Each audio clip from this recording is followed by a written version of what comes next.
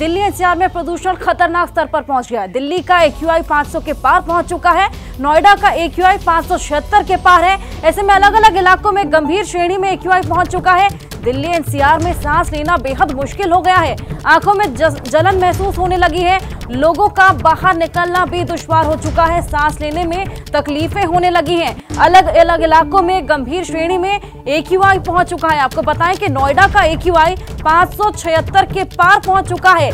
बेहद भयावह स्थिति बनी हुई है। वहीं दिल्ली का AQI 500 के पार पहुंच चुका है, जो कि कल परसों तक 400 के पार था, लेकिन अब और ज्यादा बढ़ोतरी देखने को मिल रही है। तो एयर क्वालिटी इंडेक्स 500 के पार दिल्ली का पहुंच चुका है। प्रदूषण खतरनाक स्तर पर अब पहुंचता जा रहा है। अभी दिवाली भी नहीं आई है, पटाखे भी नहीं जले हैं, लेकिन उससे पहले दिल्ली एनसीआर में प्रदूषण खतरनाक स्तर पर पहुंचता जा रहा है। दिल्ली का AQI 500 के पार है। वहीं नोएडा की बात करें तो 576 के पार एयर क्वालिटी इंडेक्स में अब प्रदूषण नापा जा रहा है। अलग अलग इलाकों में गंभीर श्रेणी में अब AQI पहुंच चुका है। दिल्ली एनसीआर में सांस लेने में तकलीफ होने लगी है। और वहीं अगर बात करें तो आंखों में जलन जैसी समस्याएं भी यहां पर खड़ी हो पड़ी।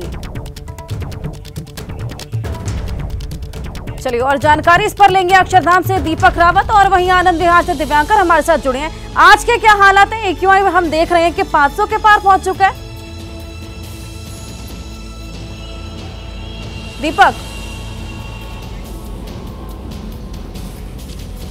जी, इस वक्त अक्षरधाम में हम लोग मौजूद हैं और अक्षरधाम की तस्वीर अक्सर इन दिनों ऐसी ही दिखती है जैसा इस वक्त आपको कैमरे के लेंस से नज़र आएगी। इस वक्त अगर अक्षरधाम देखें तो आप उसके चारों तरफ आपको स्मॉग नज़र आएगा। अक्षरधाम धुंधला सा नज़र आ रहा है और आज इसलिए भी थोड़ा बहुत आपको नज़र आ रहा है अक्षरधाम क्योंकि हल्की हवा चल रही है। और जब दिल्ली में हवा चलती है और हालांकि जो स्पीड बहुत स्लो होती है और जब हवा थोड़ी तेज़ चलती है तो ये स्मॉग जो है वो हट जाता है, छट जाता है। तो आज थोड़ी उम्मीद लग रही है कि दिन तक जो है अगर इसी तरह से हवा चलती रही तो स्मॉग जो है वो कम हो जाएगा, विजिबिलिटी बढ़ जाएगी। इस वक्त की अगर विजिबिलिटी आप देखें तो 500 मीटर के आसपास है। काफ़ी अच्छी विजिबिलिटी से आप कह सकते हैं सुबह के वक्त। आमतौर पर इतनी विजिबिलिटी इस वक्त होती नहीं है जब दिल्ली में प्रदूषण का स्तर इतना ज़्यादा हो। तो दिल्ली हो या एनसीआर हो, तमाम जगहों पर इस वक्त AQI सीवियर कैटेगरी में है। सीवियर कैटेगरी वो कैटेगरी होती है जो कि बहुत जल्द ग्रेडेड रिस्पॉन्स एक्शन प्लान, जिसको हम ग्रैब कहते हैं, चौथी स्टेज लागू होने की कगार पर है। चौथी और आखिरी स्टेज, यानी कि अब ये हो सकता है कि दिल्ली में स्कूल तो बंद होंगे ही, उनके साथ साथ प्राइवेट और सरकारी दफ्तरों को भी ऑड इवन के हिसाब से बंद किया जा सकता है। तो बहुत खतरनाक स्टेज पर इस वक्त दिल्ली का प्रदूषण जा पहुंचा है। बिल्कुल दीपक, आनंद विहार चलेंगे, दिव्यांकर से बात करेंगे। दिव्यांकर, वहाँ कैसी स्थिति है? हम देख रहे हैं लोगों को अब सांस लेने में भी तकलीफ होने लगी है।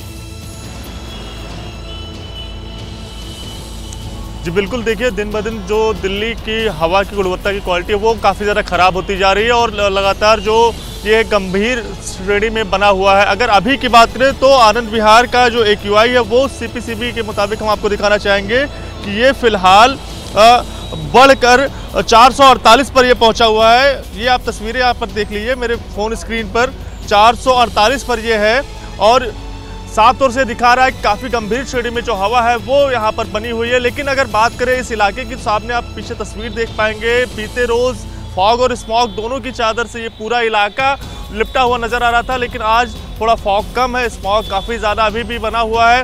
काफ़ी ज़्यादा जो प्रदूषण है इस इलाके का आमतौर पर देखा जाता है काफ़ी ज़्यादा बढ़ जाता है। हमने बीते रोज़ देखा कि 999 के आसपास भी पहुँच गया था। लेकिन आज थोड़ी सी जो अभी सुबह का समय थोड़ी सी गिरावट देखने को मिल रही है। लेकिन जैसे दिन बढ़ेगा वैसे भी जैसे गाड़ियां इस रफ्तार इस इलाके में काफ़ी ज़्यादा पहुंचेंगी, काफ़ी ज़्यादा ट्रैफिक होता है तो देखने को मिलेगा प्रदूषण भी काफ़ी ज़्यादा बढ़ जाएगा। तो इस तरह से जो सरकार की ओर से जो तमाम सारे जो कदम है उठाए जा रहे हैं वो भी आप देख सकते हैं। पानी के छिड़काव समेत तमाम जो उपाय हैं वो किए जा रहे हैं। आपको स्क्रीन पर यहाँ पर नज़र आएगा कि सड़कों पर पानी का छिड़काव भी हो रहा है जिससे प्रदूषण को काबू में पाया जा सके। लेकिन इस इलाके की बात करें तो यहाँ पर ट्रैफिक काफ़ी ज़्यादा रहता है, लोगों की आवाजाही काफ़ी ज़्यादा रहती है, प्राइवेट गाड़ियाँ जो है वो काफ़ी ज़्यादा चलती हैं, जिसके चलते इस इलाके का ट्रैफिक काफ़ी ज़्यादा बढ़ जाता है।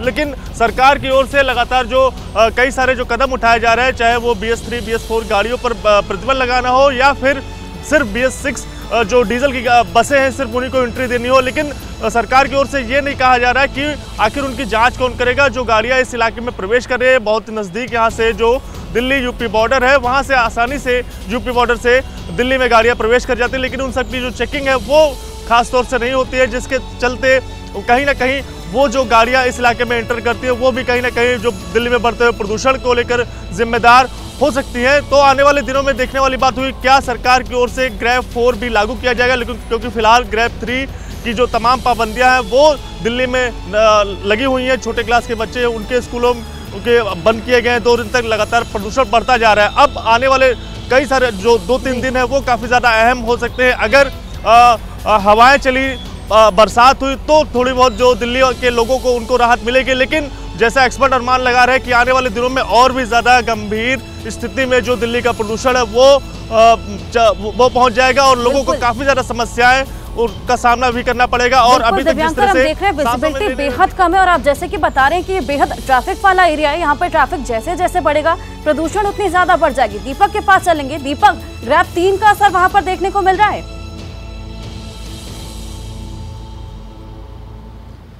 और जी देखिए, इस वक्त तस्वीर एक बार फिर से आपको दिखा देता हूँ। आप देखिए स्मॉग आपको लगातार बना हुआ नजर आएगा, जो कि दिल्ली एनसीआर में सुबह और रात के वक्त, खासतौर पर रात के वक्त की बात करें तो बहुत ज़्यादा घना हो जाता है और विजिबिलिटी पर इसका बहुत ज़्यादा असर पड़ता है। कल तक स्थिति ये थी कि सुबह के वक्त अगर आप विजिबिलिटी देखते तो 100 मीटर 200 मीटर के आसपास थी। कुछ ऐसे इलाके हैं जैसे पालम, सफदरजंग के इलाके की बात करें, वहाँ विजिबिलिटी और ज़्यादा घट जाती है और इसका असर न सिर्फ लोगों पर पड़ रहा है, इसका असर हवाई यातायात, रेल यातायात में पड़ना शुरू हो जाता है। लेकिन अभी की स्थिति जो इस वक्त हम देख पा रहे हैं, इस वक्त विजिबिलिटी थोड़ी बेहतर नज़र आ रही है कल के मुकाबले। उसका रीज़न एक ही है कि आज हवा थोड़ी तेज़ चल रही है और हवा इसी गति से चलती रही तो जो स्मॉग है, जो धुएं की चादर है, ये छट जाएगी, यानी कि थोड़ा सा राहत जो है लोगों को देखने को मिलेगा। AQI का स्तर भी शायद घट जाए, क्योंकि इसी हवा की बात जो है साइंटिस्ट भी करते हैं, सरकारें भी करती हैं, क्योंकि और जितने भी इंतजाम किए जाते हैं वो तो सारे नाकाफी नजर आते हैं। इसलिए सबको भरोसा है कि बारिश हो जाए, हवा चल जाए। कि आने वाले दिनों में और सख्ती सरकार की तरफ से फिलहाल देखी जा सकती है।